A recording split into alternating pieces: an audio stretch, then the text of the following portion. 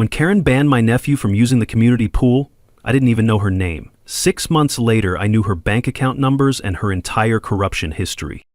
That transformation from clueless neighbor to forensic investigator happened because Karen Mitchell made one critical mistake. She picked a fight with a retired construction lawyer who'd spent 20 years unraveling fraud schemes and had absolutely nothing left to lose after losing his wife. 6 a.m. on a Tuesday morning, I'm standing in my doorway in my bathrobe, steam rising from my coffee mug, facing 2 very confused police officers and 1 very smug woman in tennis whites. The smell of fresh coffee mixing with Karen's overwhelming vanilla perfume should have been my first warning that this wasn't just about pool rules anymore. What would you do if your HOA Karen tried to weaponize the police against you? Drop your worst HOA story in the comments below. And before we dive in, where are you watching from? I'm curious how many of you are dealing with your own neighborhood tyrants right now. My name's Dave Martinez, and 8 months ago, I thought I was moving to paradise.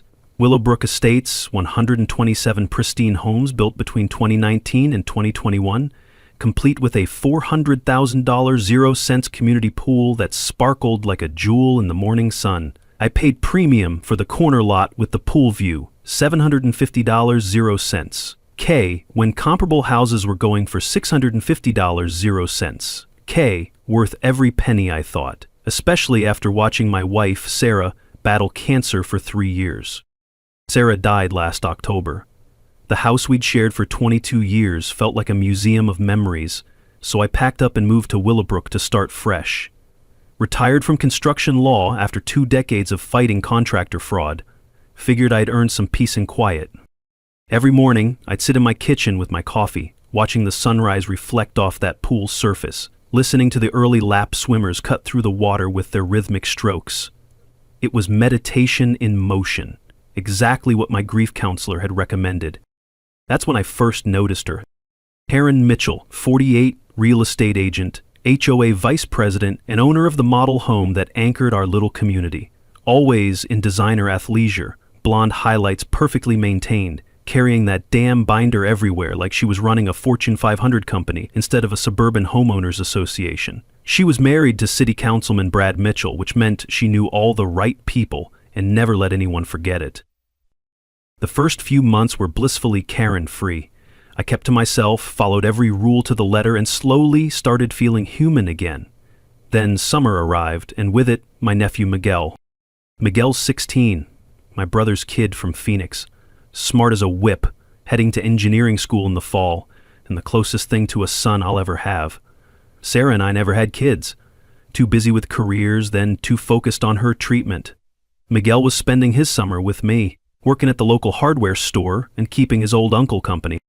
The trouble started on a Tuesday in June. Miguel had invited 2 friends from his summer job over for a pool day.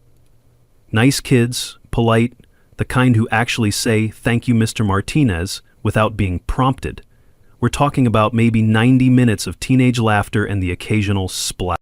That's when Karen appeared poolside with her clipboard like some kind of HOA Grim Reaper.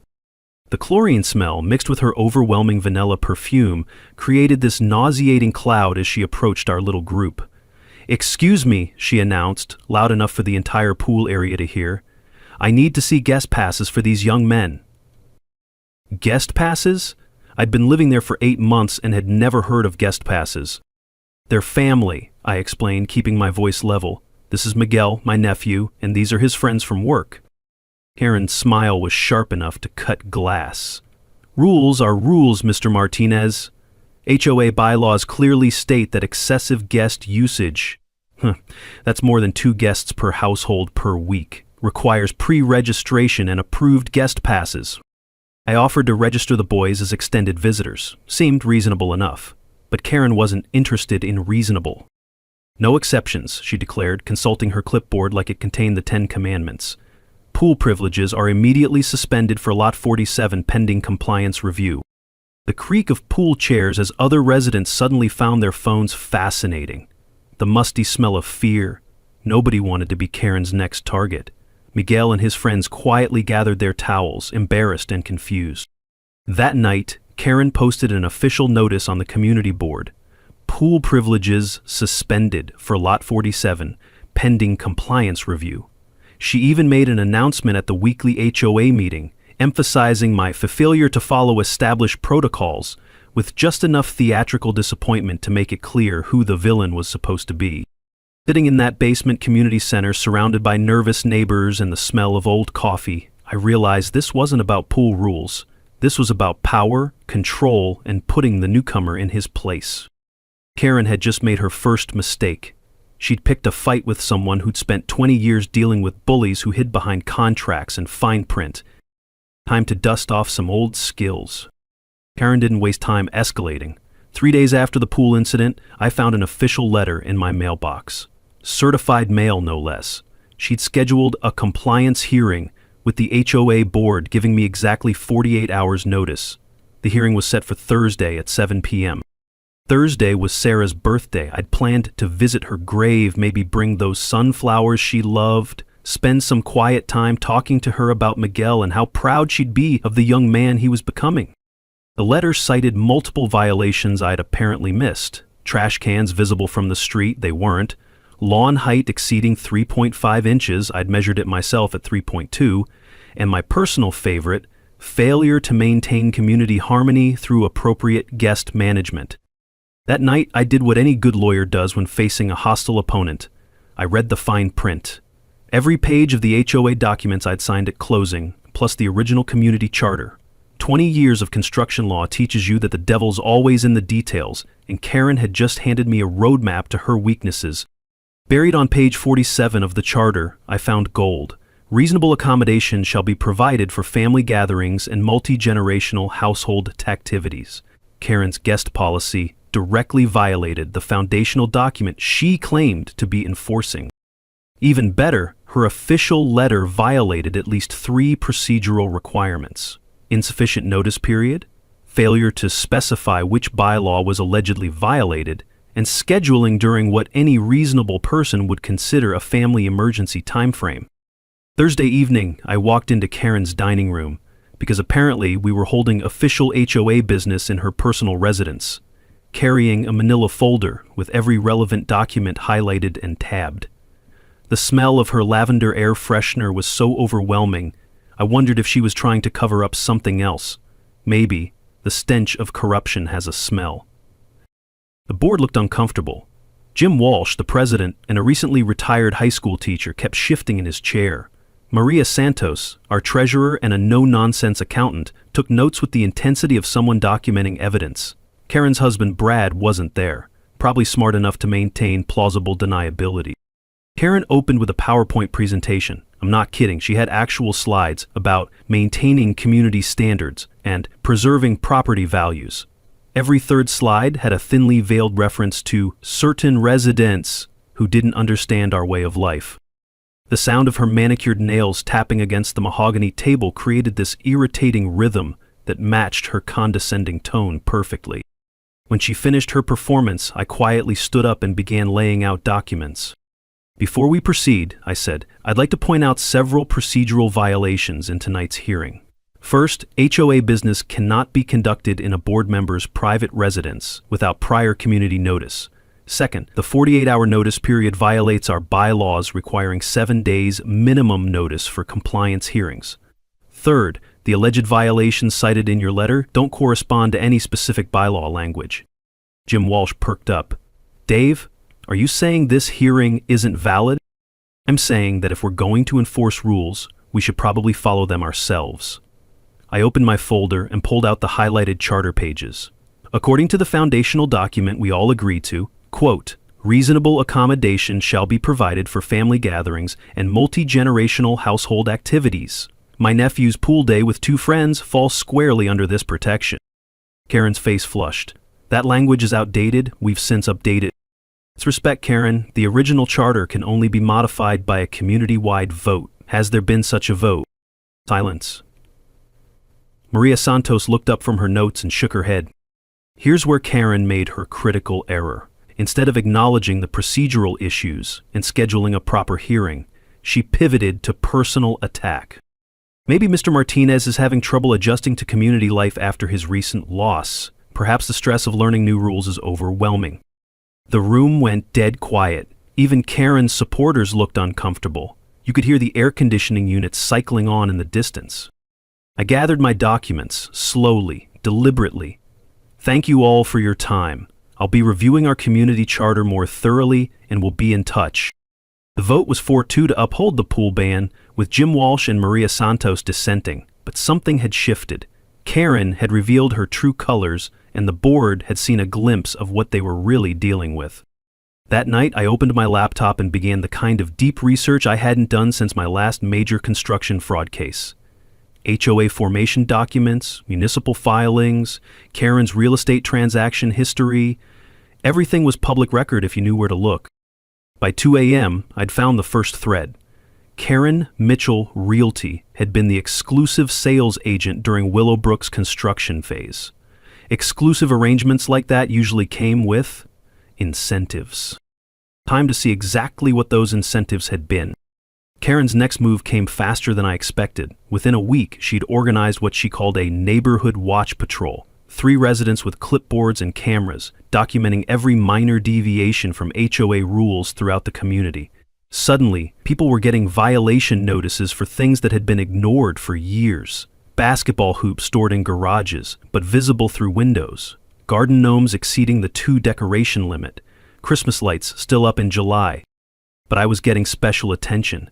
Daily drive-bys, photographs of my property from multiple angles, printed warnings left under the windshield wipers of anyone who visited me. Miguel started joking that Karen was stalking us, but I could see it was wearing on him. A 16-year-old shouldn't have to worry about getting his uncle in trouble just by existing. The harassment campaign was having its intended effect on the community too. Fear was spreading like a virus. Neighbors who used to wave from their driveways suddenly found their phones fascinating when I walked by.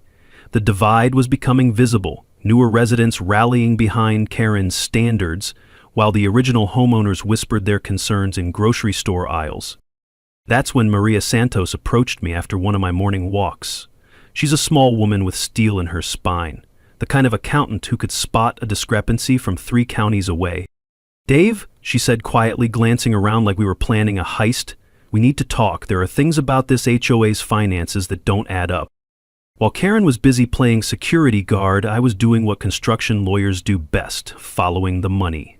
I'd installed discrete security cameras around my property, perfectly legal in Texas, by the way, and began logging Karen's patrol schedule. Every drive-by, every photograph, every intimidation tactic, all time-stamped and documented. Here's a legal nugget most people don't know. HOA enforcement procedures require written warnings before penalties can be imposed. Karen's verbal harassment and immediate pool ban violated due process requirements under state law. One sentence takeaway: document everything, because HOA board members can be held liable for procedural violation. I also started quietly connecting with Jim Walsh and Maria Santos. Turns out, I wasn't the first resident to experience Karen's special brand of community leadership. Jim shared stories about families who'd moved away rather than deal with her harassment. Maria hinted at financial irregularities but needed time to compile evidence. The pool incident that changed everything happened on a Friday afternoon. Miguel and his friends had waited until designated family hours to use the pool. Everything by the book. They were quietly enjoying the water when Karen appeared with her clipboard and 2 patrol volunteers like some kind of HOA SWAT team. "Exit the pool immediately," she announced, her voice carrying across the water. "Lot 47 remains under pool privileges suspension." The boys complied without argument. Miguel had coached them well about not escalating conflicts. But Karen wasn't satisfied with compliance. She followed them to my house, her entourage in tow, voices rising with each step. By the time they reached my driveway, half the neighborhood was watching from windows. Karen was in full theatrical mode, gesturing wildly and talking about certain types of people who don't understand community standards. Here's where my legal training kicked in. Instead of engaging in a shouting match, I pulled out my phone and started recording. "Karen," I said calmly, "the HOA's legal obligation is to provide equal access to community amenities for all residents in good standing. Can you cite the specific bylaw that justifies ongoing pool privileges suspension?" She kept ranting, but now she was doing it on camera. "This is about more than pool rules, Mr. Martinez. This is about people who fit our community values and people who don't. 3 neighbors emerged from their houses, clearly disturbed by Karen's tone and the implications of her words. Mrs. Chen from across the street shook her head in disgust.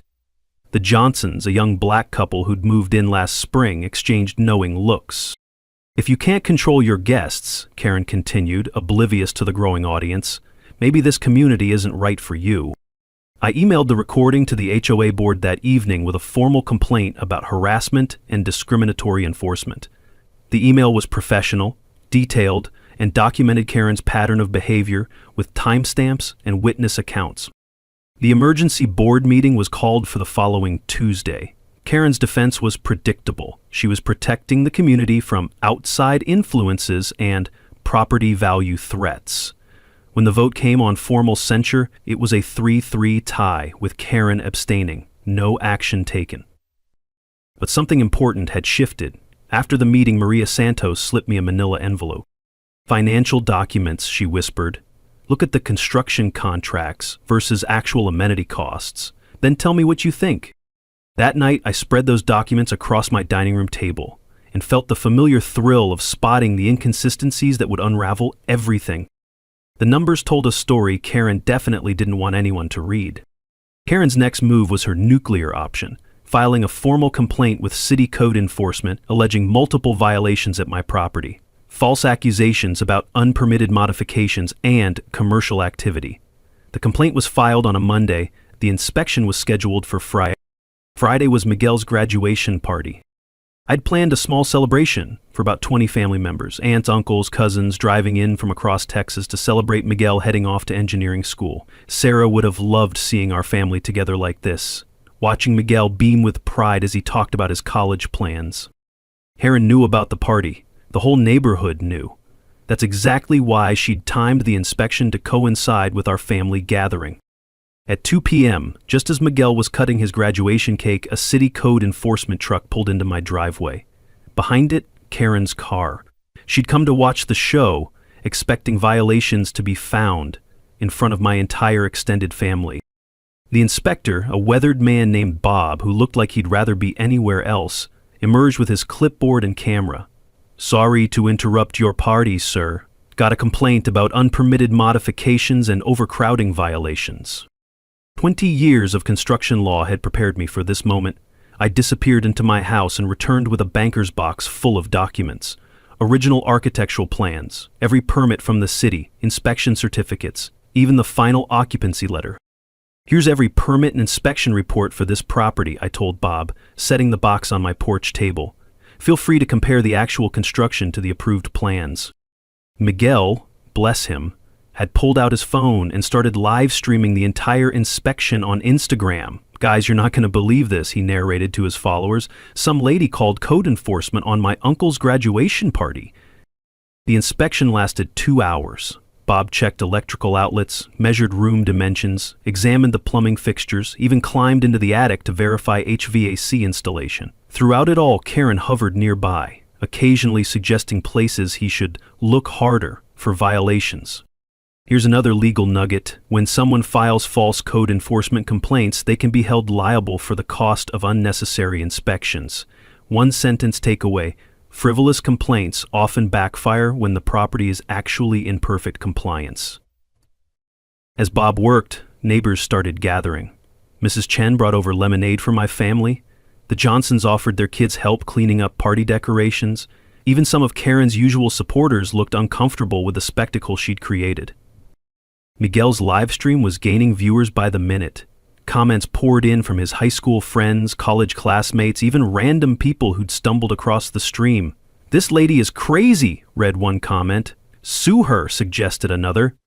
The moment of truth came when Bob finished his inspection. No violations, 0. My house exceeded all code requirements. I'd made sure of that during construction, knowing my lawyer background would make me a target for exactly this kind of harassment. Bob looked genuinely embarrassed as he approached Karen. "Ma'am, I don't know who gave you this information, but this property is in perfect compliance. Actually, it's one of the better built houses I've inspected this year." That's when Karen made her biggest mistake yet. Instead of gracefully accepting the results, She publicly argued with the inspector. "You need to look harder," she insisted, her voice rising. "Check the garage again. Check the pool equipment. There have to be violations." The live stream captured everything: Karen's increasingly unhinged behavior, her demands that the inspector find something, her obvious disappointment when her scheme failed. Miguel's comment section exploded with viewers sharing their own HOA horror stories. But here's what Karen didn't know. During the inspection, my construction-trained eye had noticed something that would change everything. The original architectural plans Bob was comparing to my house showed significant discrepancies with the community amenities. The pool installation specs didn't match what was actually built. The community center dimensions were wrong. The landscaping budget seemed inflated compared to what was actually installed. As our family celebration continued into the evening, despite Karen's best efforts to ruin it, Maria Santos approached me near the grill where I was flipping burgers for my cousins. "Dave," she said quietly, "after seeing this inspection circus, I think you need to see the rest of the financial documents. There's a smoking gun in those construction contracts that's going to blow your mind." That night, after the last family member had driven home and Miguel had fallen asleep exhausted from his big day, I sat at my kitchen table with Maria's latest document dump. What I found made my construction lawyer blood run cold. The HOA had been billed $2,100,000 0 for community amenities that actually cost $1,400,000 0 to build. $700,000 had vanished into thin air, and Karen Mitchell Realty had been involved in every transaction. It was time to stop playing defense and go on the attack. The smoking gun was hiding in plain sight, buried in a stack of emails Maria had been quietly saving for 3 years. "I wasn't sure what I was looking at until you mentioned the construction discrepancies," Maria explained as we sat in my kitchen the next morning. "Financial documents spread across the table like evidence in a murder trial. But look at this." She handed me a printed email chain between Karen and the original developer, Sunset Construction. The subject line read, "Revised Community Amenity Pricing, Confidential." My construction lawyer brain started connecting dots faster than a supercomputer. The original HOA budget showed $2,100,000 0 allocated for community amenities, pool, landscaping, community center, playground. But the actual construction invoices, the ones buried in Maria's files, showed costs of only $1,400,000 0 $700,000 gone. "Here's the beautiful part," Maria continued, pulling out bank statements. "Look at Karen's personal account deposits during the construction phase. Large, irregular deposits, amounts that coincidentally match the timing of HOA payments to the developer. Karen Mitchell Realty had received referral bonuses and sales incentives that were 400% above normal real estate commission rates. But the real smoking gun was an email Karen thought she'd deleted, where she explicitly discussed profit-sharing arrangements with Sunset Construction for inflated amenity budgets that would be absorbed by HOA dues over time. Here's a financial nugget that'll make your blood boil. Developers often inflate community amenity costs and split the profits with insiders who control the approval process. One-sentence takeaway: always demand to see actual construction invoices, not just budget projections, before approving HOA special assessments. This wasn't just about pool access anymore. This was about systematic financial fraud that had been bleeding our community dry for 3 years. Every resident had overpaid for substandard amenities, and we were continuing to overpay through inflated HOA dues designed to cover the missing money. "There's more," Maria said grimly. "The monthly landscaping contract, the pool maintenance, even the snow removal service. They're all overpriced by 30–40%, and Karen gets kickbacks from every vendor." The pattern was clear. Karen's aggressive rule enforcement wasn't about maintaining standards. It was about preventing scrutiny of the financial irregularities that were making her rich. Her harassment campaign against me had escalated because my construction law background made me the one person in the community capable of unraveling her scheme. "Why didn't you bring this to the board earlier?" I asked. Maria sighed. "Because Karen controls the board. Jim Walsh is honest but outnumbered. Everyone else is either afraid of her or benefiting from her connections. I needed someone with the legal expertise to understand what we were looking at." The irony was delicious. Karen's attempts to silence me had actually motivated me to investigate the exact financial corruption she was trying to hide. Her harassment campaign was evidence of obstruction, and her discriminatory enforcement patterns showed a deliberate pattern of targeting anyone who might question her authority. As a construction lawyer, I'd seen this type of fraud dozens of times. Developers and their inside conspirators inflating costs, skimming profits, then using aggressive tactics to prevent discovery. The difference was that now I wasn't being paid to investigate. This was personal. "What's our next move?" Maria asked. I looked at the evidence spread across my table. Email admissions of profit sharing, bank records showing suspicious deposits, construction invoices proving cost inflation, a 3-year pattern of financial irregularities totaling over $700,000, 0 cents. "We're going to give the community exactly what Karen's been trying to prevent," I said. "Complete financial transparency. Every resident has the right to know where their money went and who profited from overcharging them." "And if she tries to stop us?" I smiled, feeling more like my old lawyer self than I had since Sarah died.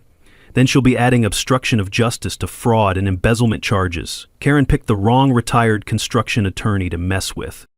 Time to build a case that would hold up in criminal court." Building a criminal fraud case requires 3 things: evidence, allies, and patience. Lucky for me, I'd spent 2 decades perfecting all 3. Step 1, assemble the team. Maria Santos brought the financial access and insider knowledge. Jim Walsh provided board legitimacy and moral authority. I contributed 20 years of construction law expertise and an intimate knowledge of how fraud schemes operate. Our first strategy session happened in my living room on a Tuesday evening. Security cameras ensured privacy while we spread documents across my coffee table like generals planning a campaign. The smell of Maria's homemade tamales mixed with the tension in the room. Nothing builds conspiracy quite like comfort food. "Here's what we're dealing with," I explained, pointing to the financial timeline I'd constructed. "This isn't random theft. It's a sophisticated long-term embezzlement scheme with 3 revenue streams: inflated construction costs, overpriced service contracts, and developer kickbacks disguised as sales commissions." Jim Walsh shook his head in disbelief. $700,000. That's almost $6,000 per household. "Actually," Maria corrected, "it's worse. The ongoing overcharges mean we're being robbed every month through inflated dues and service contracts. Here's a legal nugget that'll save you thousands. HOA board members have fiduciary duty to protect community financial interests, and residents have legal right to detailed financial records and independent audits." 1-sentence takeaway. If your HOA won't provide transparent financial documentation, that's probably because they're hiding something worth finding. Our strategy was multi-pronged: criminal referral to the district attorney's office for fraud and embezzlement, civil action to recover stolen funds plus damages, HOA governance reform to prevent future corruption, and most importantly, community education so residents understood their rights and could protect themselves. "The key," I explained, "is building an airtight case before Karen realizes what we're doing. We need to document everything, preserve all evidence, and prepare for her inevitable retaliation." Step 2, evidence preservation. I taught Maria how to use professional case management software to organize financial documents. Every suspicious transaction, every overpriced contract, every suspicious deposit, all cross-referenced and time-stamped with supporting documentation. Meanwhile, Miguel had become our social media intelligence officer. That kid's digital native skills were invaluable for tracking Karen's online activities and monitoring community sentiment. Turns out, Karen's social media posts about maintaining standards and problematic residents created a beautiful timeline of harassment that correlated perfectly with my financial discoveries.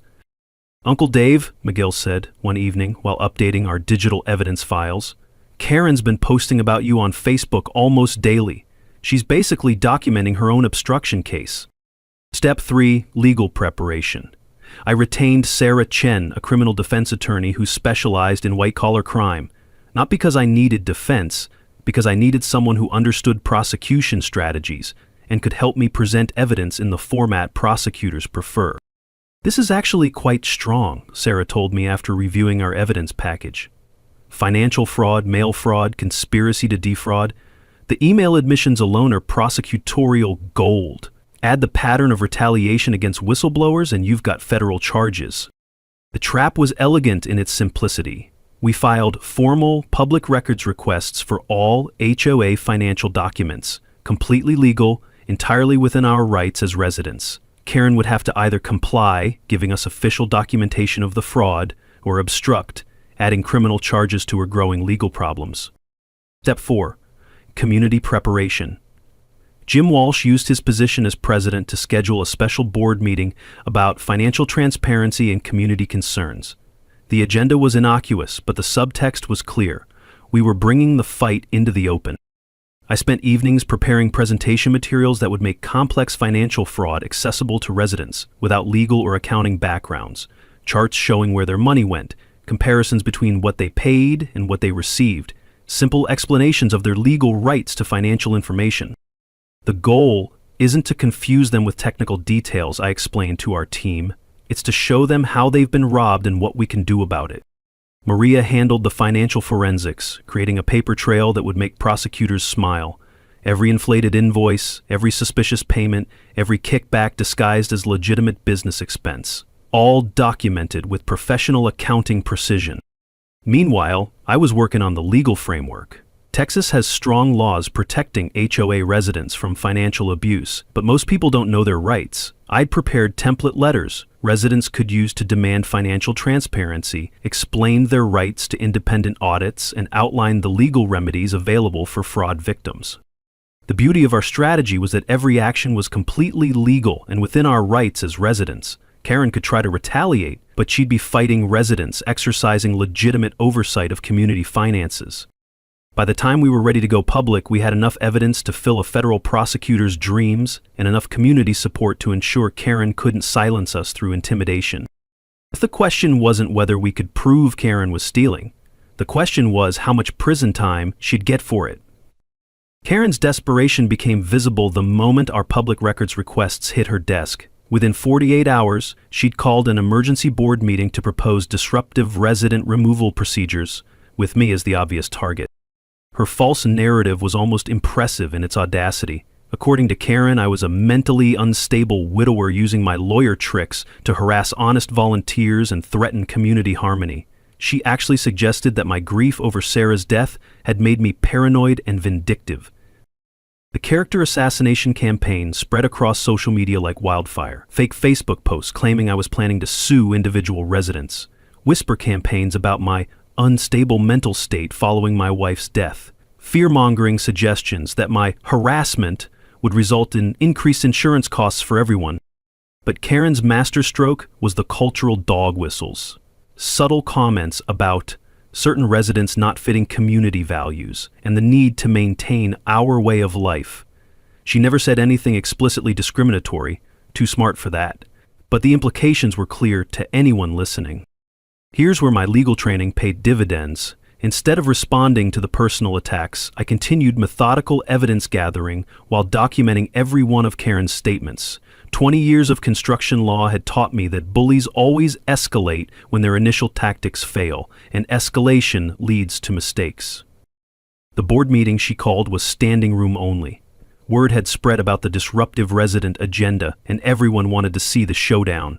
The smell of nervous sweat mixed with industrial coffee created an atmosphere thick enough to cut with a knife. Karen's presentation included a formal proposal to implement disruptive behavior penalties, fines up to $1,000 for residents who undermine community harmony through frivolous complaints or intimidation of volunteers. When she finished, I stood up with my manila folder.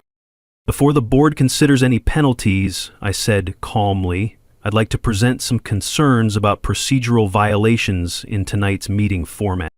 I methodically outlined how Karen's proposed penalties violated due process requirements under Texas Property Code, how the emergency meeting violated bylaws requiring 7 days' notice for policy changes, how the disruptive behavior language was unconstitutionally vague and could be used to silence any resident who questioned board decisions. More importantly, I continued, opening my folder, I have documented evidence of a 3-year pattern of harassment directed at residents who request financial transparency. The room went dead quiet as I presented time-stamped documentation of Karen's harassment campaign, her drive-by photography sessions, her intimidation of my visitors, her attempts to weaponize code enforcement against my family gathering. Jim Walsh and Maria Santos openly supported my position, demonstrating that the board unity Karen had counted on was fracturing. 3 other board members looked uncomfortable as they realized they were being recorded making decisions based on personal vendettas rather than community interests. That's when Karen made her critical error. Under pressure and facing exposure, she lost her composure. "This is exactly what I'm talking about," she snapped. "Mr. Martinez is using lawyer intimidation tactics to silence board members who are trying to protect this community from people who don't understand our standards." I kept recording. Let her dig her own grave.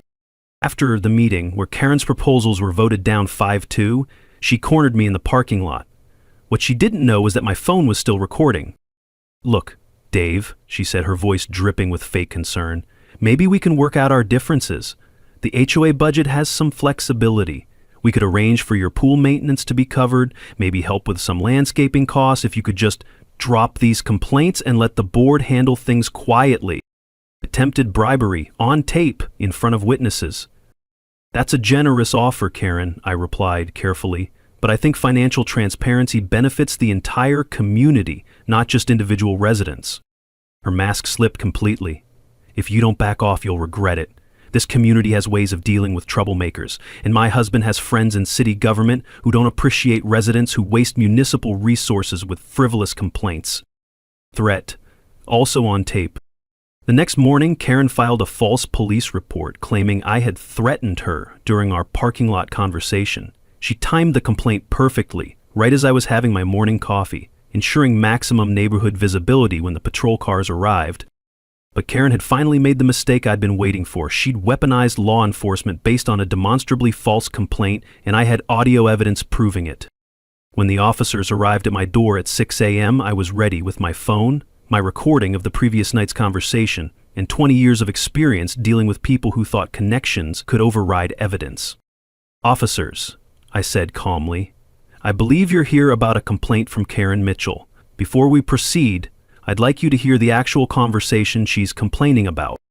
Karen's overconfidence had just handed me federal charges for filing false police reports and obstruction of justice. The police officers listened to my recording with expressions that shifted from skepticism to disbelief to barely contained anger. Nothing pisses off law enforcement quite like having their resources weaponized for personal vendettas. "Ma'am," Officer Rodriguez told Karen when they confronted her, "filing false reports is a criminal offense. We strongly advise you to reconsider any future complaints unless you have actual evidence of criminal activity." But Karen was beyond rational thought.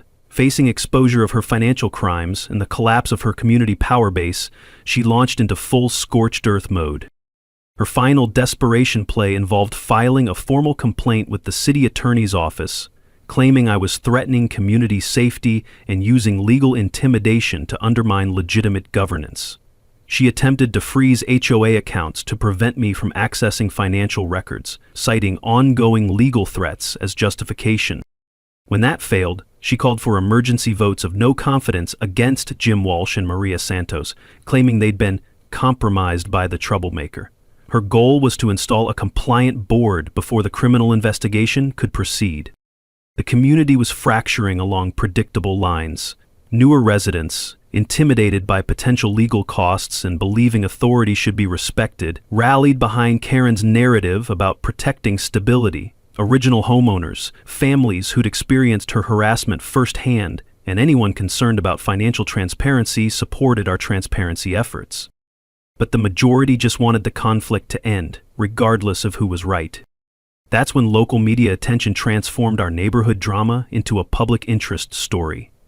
Channel 8 News picked up Miguel's viral livestream footage and began investigating HOA power abuse in suburban communities.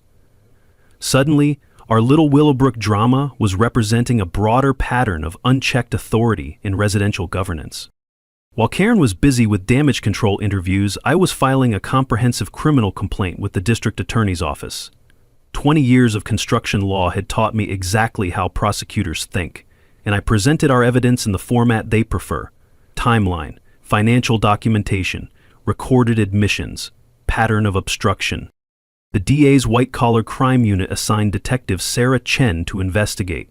Within 48 hours, she'd issued subpoenas for all HOA financial records, developer contracts, and Karen's personal banking information going back 5 years. "This is substantial," Detective Chen told me during our interview. "Financial fraud, mail fraud, conspiracy to defraud, and now obstruction of justice. We're looking at potential federal charges." Karen's panic was visible to the entire community. For the first time, she faced consequences beyond neighborhood politics. Her real estate license was under review. Her husband's city council position was generating negative publicity. Criminal defense attorneys don't come cheap, and her illegal profits were about to be frozen as evidence. But cornered animals are dangerous, and Karen had one last card to play. Property damage. My pool equipment mysteriously malfunctioned. $3,000, 0 cents, in damage to pumps and filtration systems. Security cameras were tampered with, though not before capturing footage of late-night visitors to my property. My home office window was broken by a stray baseball that somehow traveled 200 yards from the nearest playing field. The harassment campaign expanded to my professional reputation.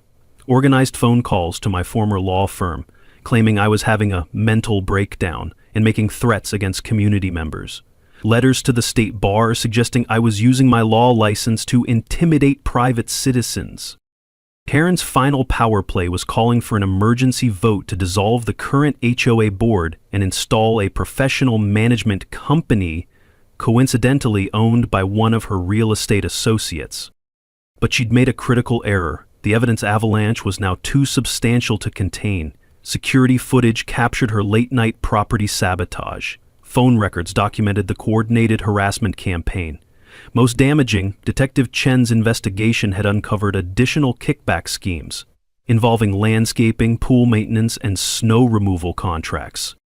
The community education campaign we'd launched was working. 47 residents signed a petition supporting financial transparency. Local news coverage had educated homeowners about their rights to HOA financial information. Property law blogs and HOA reform websites were citing our case as a model for community organizing. Regional TV news picked up the story as an example of suburban corruption, featuring interviews with HOA law specialists who explained residents' rights and remedies.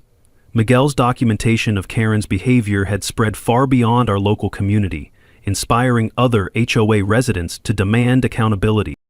The viral aspect added pressure Karen hadn't anticipated.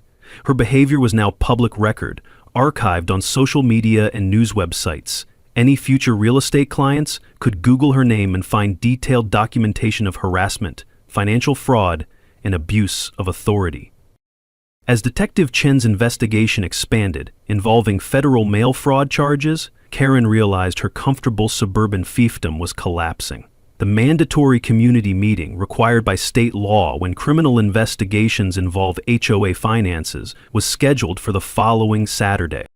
All stakeholders would be present: residents, media, law enforcement, Karen's criminal defense attorney, and a very prepared construction lawyer with nothing left to lose and a community to protect. It was time for the final showdown. Saturday morning arrived with the crisp tension of a courthouse before a verdict. Willowbrook Elementary School gymnasium, our community center, was too small for the crowd this story had attracted. 89 of our 127 households showed up, along with Channel 8 News, Detective Sarah Chen, Karen's criminal defense attorney, and enough social media live streams to crash the school's Wi-Fi. The smell of industrial disinfectant mixed with nervous sweat and anticipation. Folding chairs arranged in neat rows faced a table where Karan sat with her lawyer, looking like she'd aged 5 years in the past month. Maria, Jim, and I anchored the other side, our evidence boxes stacked like legal artillery. Karen's opening move was predictable. Play the victim. Her attorney had coached her well. She spoke in measured tones about being persecuted for volunteering to protect community standards and harassed by a man who can't accept legitimate authority. Mr. Martinez has used his legal background to intimidate honest volunteers, she said, avoiding eye contact with the cameras. This witch hunt is costing the community thousands in legal fees and destroying the harmony we've worked so hard to build. She painted herself as a dedicated public servant targeted by an unstable widower using lawyer tricks to settle personal grudges. It was a masterful performance, if you ignored the mountain of evidence sitting 3 feet away. When Karen finished, I stood up and connected my laptop to the school's projector system. 20 years of courtroom presentations had taught me that visual evidence trumps emotional appeals every time. Before we discuss personality conflicts, I began, let's look at some numbers. The first slide showed our community's original construction budget, $2,100,000, 0 cents for amenities. The second slide showed actual construction costs, $1,400,000, 0 cents. The difference, $700,000, 0 cents, appeared in red. This represents money our community paid for amenities we never received, I explained. That's almost $6,000, 0 cents per household that vanished during the construction phase. Gasps rippled through the crowd. Numbers don't lie, and these numbers were telling a story Karen definitely didn't want heard. The next slides documented the ongoing overcharges. Pool maintenance contracts 40% above market rate, landscaping services costing triple comparable providers, snow removal contracts for a Texas community that averages 1 snow day per decade. Every month, your HOA dues include inflated charges for substandard services, I continued. Over 3 years, this represents additional theft of approximately $200,000, 0 cents. But the smoking gun was the email evidence. Maria had preserved Karen's electronic confession, and now it filled the gymnasium screen in 24-point font. Revised community amenity pricing, confidential, and profit-sharing arrangements for inflated amenity budgets. You could hear a pin drop. Residents were seeing, in Karen's own words, how she'd conspired to steal from the community she claimed to protect. This isn't a personality conflict, I said. This is documented financial fraud. That's when Karen's composure finally shattered. Against her attorney's frantic head-shaking, she stood up and began defending herself. Those emails are taken out of context, she shouted. I negotiated the best deals I could for this community. If Dave Martinez wasn't so obsessed with destroying me because I enforced pool rules against his nephew, none of this would be an issue. The crowd stirred. She'd just admitted to targeting Miguel based on ethnicity while simultaneously confirming the financial irregularities. I've devoted 3 years of my life to protecting property values and maintaining standards, Karen continued, her voice rising. If that means keeping certain elements from undermining what we've built here, then I make no apologies. The racist undertones were unmistakable now. Phones emerged throughout the crowd recording her meltdown. Miguel, sitting in the front row, shook his head in disgust while live streaming to his thousands of followers. Detective Chin chose that moment to address the crowd. The district attorney's office has filed criminal charges, including fraud, embezzlement, mail fraud, and conspiracy. This is now an active criminal investigation. Karen's attorney physically restrained her from responding, but the damage was done. She'd publicly confessed to financial misconduct while revealing the discriminatory motivations behind her harassment campaign.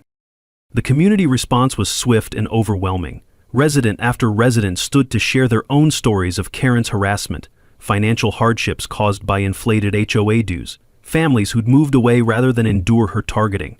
The Johnsons described receiving violation notices for suspicious gatherings when extended family visited for holidays. Mrs. Chen, the elderly woman from across the street, delivered the kill shot. In 60 years, I've never seen anyone work so hard to destroy the sense of community they claim to protect. The standing ovation when I finished our presentation lasted nearly 5 minutes. Not for me, for the truth finally being told and justice finally being served. I didn't move to Willowbrook to be a lawyer again, I said when the crowd quieted. I moved here to heal. But when someone tries to steal from my community and then harass families for asking questions, they picked the wrong retired construction attorney. The mic drop moment Karen had orchestrated, just not the way she'd planned. 6 months later, justice had a beautiful symmetry to it. Karen Mitchell pled guilty to federal fraud charges, agreeing to full restitution plus penalties in exchange for avoiding trial. The final tally? $847,000, 0 cents in stolen funds, plus interest and legal fees. Her real estate license was permanently revoked, and her husband quietly resigned from city council when his own involvement in the cover-up came to light. Sunset Construction faced federal investigation and lost all municipal contracts. 3 other communities discovered similar kickback schemes, turning our local drama into a statewide HOA reform movement. But the real victory was what we built from the ashes of Karen's corruption. Our new HOA bylaws require transparent financial reporting, resident oversight committees, and independent audits. No more backroom deals or mysterious budget items. Every expenditure over $500, 0 cents, requires board approval with full community notification. Maria Santos was elected president, Jim Walsh continues as treasurer, and I served as compliance officer, a volunteer position that lets me channel my legal skills into community protection. The recovered funds transformed Willowbrook from Karen's authoritarian fiefdom into the collaborative community we'd all hoped for. We used $400,000, 0 cents, to eliminate HOA dues for 3 years. Another $300,000, 0 cents, funded actual improvements, playground upgrades, walking trails, and the community garden that now produces vegetables for the local food bank. The remaining $147,000, 0 cents, established the Sarah Martinez Memorial Scholarship for local students pursuing engineering degrees. Miguel was the first recipient, and watching him accept that award with tears in his eyes reminded me why fighting for justice matters. Sarah would have loved seeing her memory help other young people reach their dreams. The personal healing surprised me most. Fighting Karen's corruption had given me purpose beyond grief, a way to channel 20 years of legal experience into protecting people rather than just winning cases. The community meetings that once felt like trials now focus on shared projects and genuine collaboration. Miguel spent his final summer weeks organizing pool parties for neighborhood kids, teaching them to swim and showing them that community spaces belong to everyone. The sound of children laughing in that pool, the same pool Karen had tried to weaponize, became the soundtrack of our victory. Our story spread beyond Willowbrook. Property law journals featured our case as a model for community organizing. State legislators cited our experience while drafting HOA reform bills. I started receiving calls from other communities experiencing similar corruption, and helping them felt like the best possible use of my retirement. The ripple effects continue expanding. Real estate agents now inform buyers about HOA financial oversight rights. Municipal codes require stricter oversight of community financial management. Most importantly, residents and developments across Texas know they have power when they organize around facts and law. Karen's harassment had been designed to isolate and intimidate, but it accomplished the opposite. Our community emerged stronger, more connected, and more vigilant about protecting each other from future abuse. The fear she'd cultivated was replaced by the confidence that comes from standing up to bullies and winning. Detective Chen told me our case became a training example for white-collar crime investigations. Most HOA fraud goes unreported because residents don't know their rights, she explained. Your documentation and presentation made prosecution straightforward. Last month, we held our first annual community pool party, honoring Sarah's memory and celebrating our journey from authoritarian control to collaborative governance. Families from across Willowbrook gathered around the pool that had sparked this entire conflict, sharing food, stories, and the satisfaction of justice served. Miguel, now thriving in his engineering program, visited for the celebration.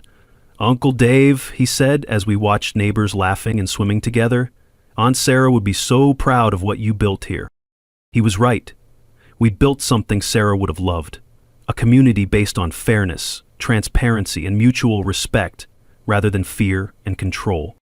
What's your worst HOA horror story? Share it in the comments. You might be surprised how many others have similar experiences, and more importantly, you might inspire someone else to stand up for their rights. Remember, you have more power than corrupt officials want you to know. Research your rights, document everything, and don't let anyone bully you out of transparency. Subscribe for more David vs. Goliath stories where everyday people take on corrupt systems and win. Next week, how a retired teacher exposed a municipal tax scam using nothing but public records and determination. Because sometimes the best revenge is simply refusing to be silent when you know what's right.